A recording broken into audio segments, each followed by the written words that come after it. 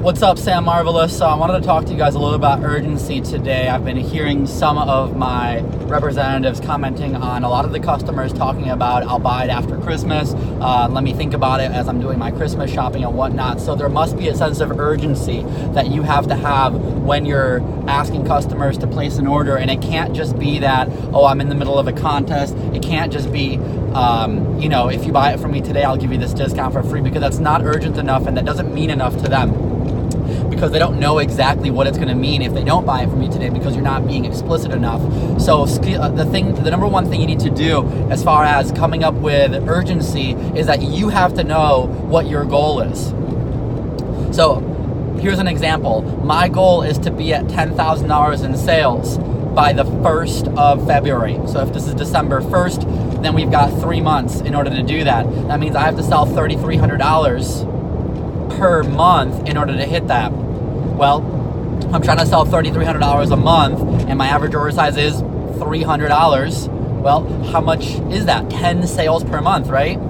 So 10 sales per month, let's call that 20 demos per month, approximately 18 to 20. Well, if you have to do 20 appointments per month to get the 10 sales to sell $3,300, to get to that $10,000 number, if you're at $0 right now, that means that per week, if there's 5 weeks or let's say 4 weeks in a month, you have to have 5 demos per week and 3 sales per week, right? 2 to 3 sales per week to hit that number. Otherwise, you won't hit it. So at the beginning of every demo, you must share your goals with your customers. So I just broke all that math. I can do it again with you guys if you have a minute.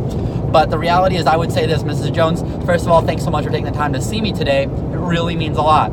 My goal is to reach my $10,000 promotion by the first week of February, because that money is going straight to my college fund. I'm also wanting to be ahead in sales so I can get an assistant manager promotion. You got to come up with the reason, but the number must be there and the date must be there.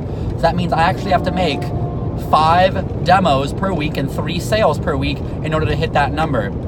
So like I said on the phone, you don't have to buy anything today, but if you see something you like, you can definitely get it today, because it'll help me hit that goal on the date that I want to hit it by. And that's really important to me, because I told my manager that I was going to hit that number.